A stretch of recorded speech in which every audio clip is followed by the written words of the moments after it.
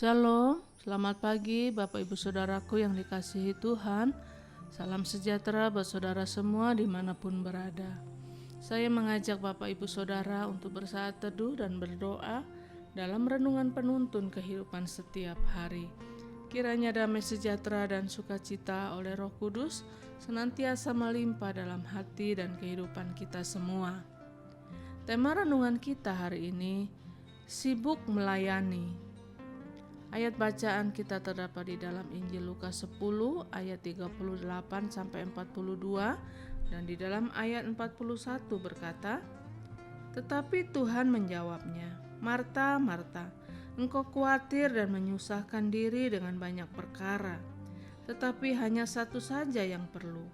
Maria telah memilih bagian yang terbaik yang tidak akan diambil daripadanya." Bapak Ibu Saudaraku yang dikasihi Tuhan, kita selalu punya waktu untuk mengerjakan pekerjaan-pekerjaan yang dikehendaki oleh Allah. Seringkali yang menjadi persoalan dengan orang-orang yang melayani hari-hari ini adalah, saya tidak punya waktu, saya sibuk, sulit bagi saya untuk membagi waktu. Sebenarnya Tuhan juga tahu bahwa kita memang hanya memiliki waktu 24 jam dalam satu hari.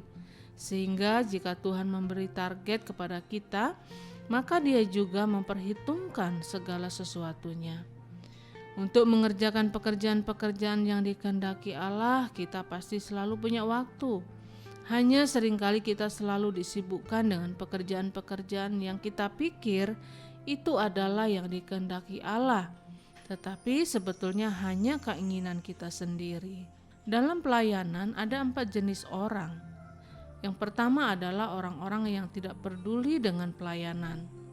Yang kedua adalah orang-orang yang melayani tanpa pengertian. Dan yang ketiga adalah orang yang melayani dengan setengah hati. Dan orang yang seperti ini akan mudah menjadi jenuh, mudah kecewa dan lemah. Karena dia merasa sudah melayani dengan baik, tetapi mengapa yang terjadi tidak seperti yang dia harapkan.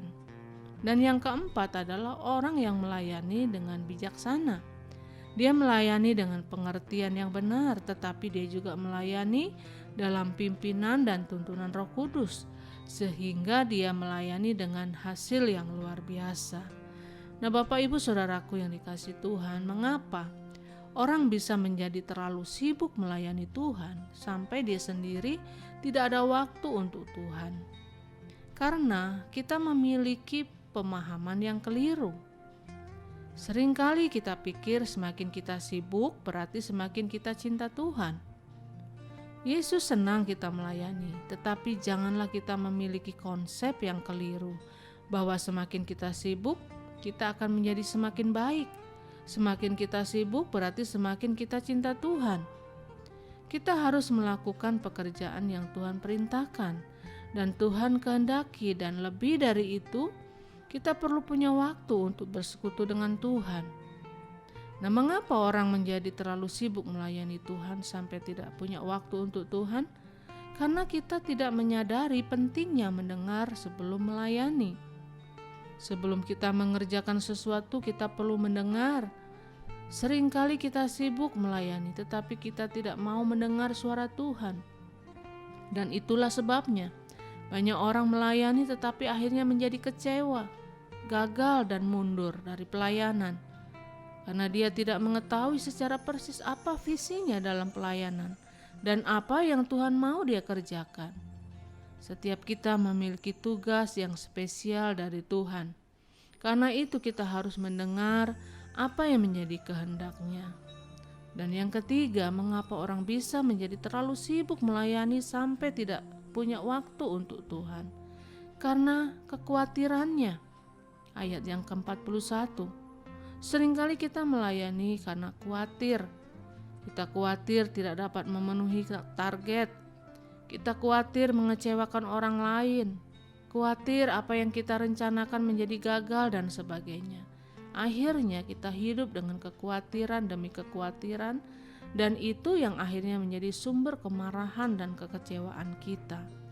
Karena itu Bapak Ibu Saudaraku yang dikasihi Tuhan, Ketika kita melayani Tuhan, kita tahu bahwa kita mau buat yang terbaik untuk Tuhan.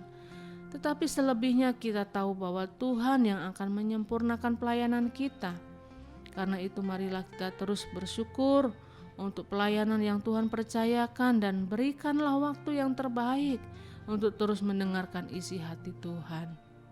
Amin. Mari kita berdoa. Tuhan Yesus, terima kasih buat pagi hari ini.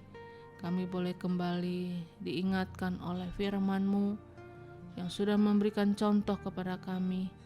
Bagaimana Marta begitu sibuk melayani, tetapi dengan segala kekhawatirannya dia melayani Engkau. Kami mau belajar seperti Maria yang senantiasa duduk diam, yang tidak memusingkan dirinya dengan segala hal yang ada, tetapi mau memberi waktunya untuk selalu mendengar suara Tuhan. Ajar kami Tuhan, tuntun kami. Lewat firman-Mu kami boleh senantiasa menyenangkan hati-Mu, memberi waktu kami, memberikan apa yang ada pada kami sebagai persembahan yang hidup, yang kudus dan yang berkenan kepada Tuhan. Terpujilah nama-Mu Bapa. Di dalam nama Tuhan Yesus kami berdoa. Haleluya. Amin. Kiranya berkat yang sempurna dari Allah Bapa kita, kasih karunia dari Tuhan Yesus Kristus dan persekutuan yang indah dengan Roh Kudus menyertai kita semua dari sekarang ini dan sampai selama-lamanya. Maju terus dalam tuntunan Tuhan, tetap semangat, sampai jumpa esok hari dalam penuntun kehidupan setiap hari, dan Tuhan Yesus memberkati.